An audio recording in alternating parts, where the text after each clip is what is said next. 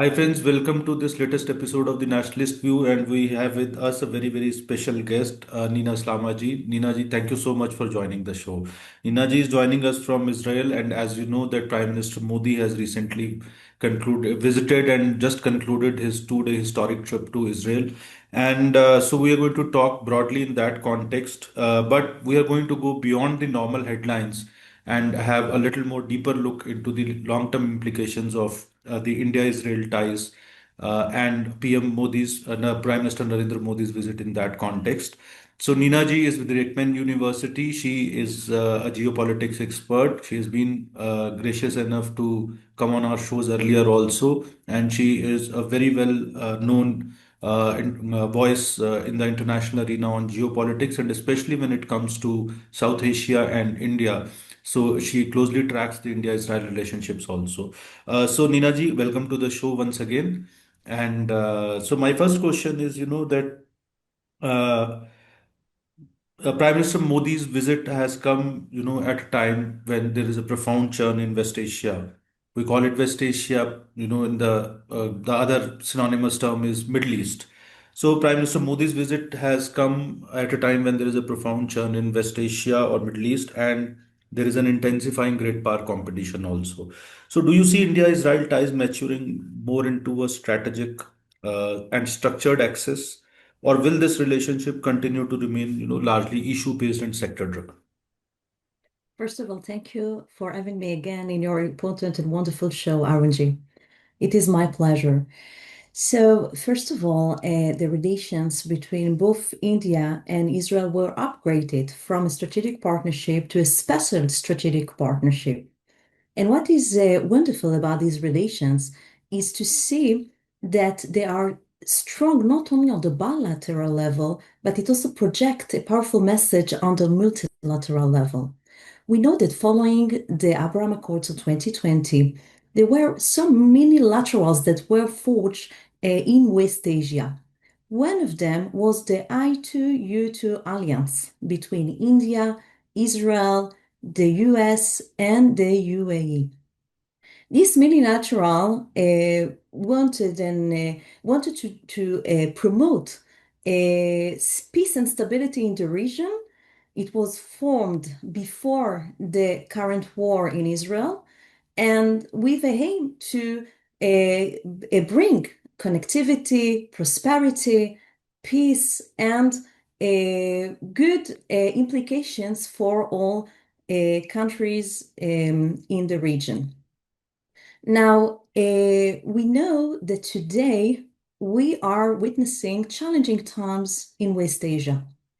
There are two main axes that are operating right now and are radical in their sense. We're talking about the Shia axis that is headed by Iran and that is very much weakened for the past few years due to the war and due to Israel's policy to weaken Iran and its proxies around West Asia. We saw that when the October 7 attack occurred, it was not only a war between Israel and the Gaza Strip, it was a multi-front war that Iran conducted by its proxies, namely Hezbollah in Lebanon, Shia militias in Syria and Iraq, the Houthis in Yemen. So we see that there was a willingness to engulf Israel in a very problematic national security situation. But thanks to Israel's resilience and Prime Minister Netanyahu leadership, together with other partners, including India, Israel was able to weaken this axis of terror. There is another axis that emerged from the wickedness of the Shia axis, and we're talking, of course, about the Sunni axis that is comprised by Turkey, Saudi Arabia, Qatar, and probably also Egypt, but most importantly, Pakistan, that would like very much to give a nuclear umbrella to these countries. So we see that we have common opportunities, but also common challenges. And this is why Prime Minister Benjamin Netanyahu declared that there is a new kind of alliance that is established in the region. And this kind of alliance, it coined it as being an hexagon of alliances. This hexagon of alliances comprised, of course, India and Israel, but also Cyprus, Greece, and other Asian and African countries that we don't know their identity for now. So we understand that in order to conduct these kinds of alliances, first of all, it is important to extend the current relations between the countries on the bilateral level.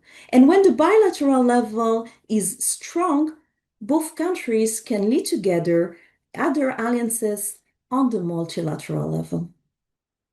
Ninaji, India has traditionally been a major defense buyer from Israel.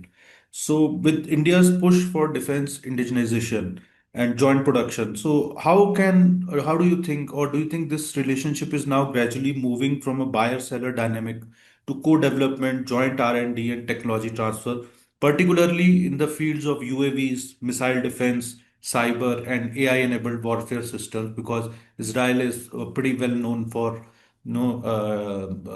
for having a technological edge on these issues. So, do you think that this relationship is now moving from being a buyer-seller relationship to a more kind of a co-developer?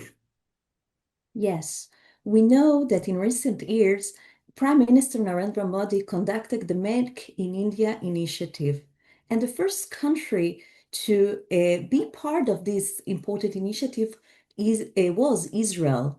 So for many years, India and Israel are collaborating very closely to co-produce and co-develop different military equipments that will allow them to counter different threats that are coming from state and non-state actors. We know that in the recent visit, there was an important agreement regarding military defense and security issues that was signed between the countries. It upgraded the current relations of the countries in this field and will allow them to collaborate more closely on more sensitive issues because we know that the threats are just growing from many actors, whether it is in South Asia, West Asia, and even in Europe, affecting both countries. And I believe that we will see a closer cooperation that is based on mutual understanding and mutual trust. So there were some comments about an important deal that will be signed between the countries. It is estimated to be a $8 to $10 billion a deal. And we saw also how the collaboration between the countries were beneficial for both of them when it comes to Israel wars against many state and non-state actors that we mentioned earlier.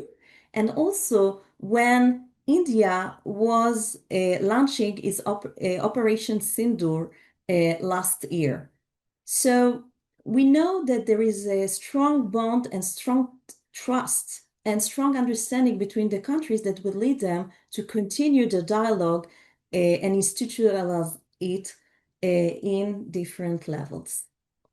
Ninaji, you rightly mentioned that both India and Israel, so both the countries, have a lot of challenges which are common. And one of that is the cross-border terrorism, including networks with ideological as well as state backing. So, from a strategic point of view, how can New Delhi and Tel Aviv, uh, can bring, more closer cooperation to effectively counter Islamist terrorism, particularly forms that are state enabled or that are state sponsored? So we know that since the 9/11 attacks, it is very important for countries to come together when it comes to counter-terrorist policies and actions. We know that both India and Israel, unfortunately, are dealing with state and non-state actors that are posing an imminent threat on their national security. And there are countries that are sponsoring terrorism around the world, affecting both countries. When Prime Minister Narendra Modi delivered its speech in the Knesset, the Israeli parliament, we saw that it condemned strongly the October 7th attack and Hamas terrorist organization. We know that Hamas terrorist organization also have strong links and relations with Pakistan. And unfortunately, the horrific Pahalgam terror attack that occurred last year was taken from Hamas booklet. As an Israeli, as we saw the horrific visuals from there, it reminded me of the October 7 attack. And it was very deplorable to see what kind of malicious and horrific and tragic actions these terrorist organizations are capable of when they are sponsored by different states. So because we share mutual threats, I believe that the sharing of intelligence, the sharing of expertise, joint trainings, technologies, including AI, which is a new field in this particular area, and the possibility to once again collaborate closely with other countries in South Asia and West Asia as well, it will allow both India and Israel to counter these threats that are posing an imminent threat. Nina, So yeah, yeah. yes. Please continue. Please continue. Sorry. I believe that it is, when we are dealing with terrorism, it is important to take a multidisciplinary approach. It is not enough to understand or to be an expert on security and defense issues, but also on money transaction, on radical ideologies that are pushing people to commit horrific acts, religion, and so on. And because both countries are experienced in this area, I believe that they will be able to think about innovative way to counter this threat. So my last question is, this strategic partnership and between India and Israel, which has now seems to reached at a new level, at an unprecedented height. So what is the message? How this will be read by Washington, Beijing, Moscow, and other regional players? So how it is going to be read? So first of all, Prime Minister Modi's visit just reiterated the strategic autonomy of India. It showed allies and other countries that India is conducting a multi-aligned approach when it comes to its foreign policy. It can welcome the foreign ministers of Arab countries and then go to Israel and pay an historic visit. It can have good relations with the US and with Russia, with Iran and Saudi Arabia, with Israel and the Palestinian Authority. And this message shows the world that India is independent in its foreign policy. It is not dependent on any country in the world. It is a strong power with a strong message, viewing and seeing the world as one family, having one future, and presenting a new way to conduct international relations in the basis of cooperation that will bring not only prosperity but also stability to different regions in the world, and being able to show that Israel is also not alone. Israel is not isolated. Israel is not standing alone against different threats that are undermining its national security for many years now, and especially in recent years. Israel is a country that is a strong ally of the largest democracy in the world, which is, of course, India. So it sends a powerful message that both India and Israel share such a strong relation through thin and thick, or all-weather relations that allow both countries to continue the cooperation, to show that there is a strong bond that will not only benefit both countries, but other countries in the world that would like to bring to peace and stability, that would like to go forward and halt all these state and non-state actors that would like to change the current world order. Revisionist countries such as Turkey, China, Iran, that do not see in a good way the fact that they are powers or civilized countries that would like to stabilize the current geopolitical geopolitical Political turmoil which is going on largely. exactly. The geopolitical turmoil that is occurring. So India is navigating in turbulent waters in a very clever and smart way, putting forward its national interests, but making sure that our other countries will benefit from it. And I believe, on a personal note, that many countries should follow India and undertake this kind of strategic vision in the world. And I believe that in doing so, the world will be more peaceful, more stable, and will bring to another or will open a new door of cooperation, of prosperity for all, and of one world that will come together and work together and not compete each other. Thank you, Neeraji, for because you took time out from your busy schedule. I know, especially in the after Prime Minister Modi's visit and during his visit also, you were extremely busy, but still you have taken time out from your busy schedule and you have decoded Prime Minister Modi's visit in an excellent manner. And thank you so much once again, and we hope to see you back on the show again very soon. And thank you, viewers, for watching. Thank you. Thank you.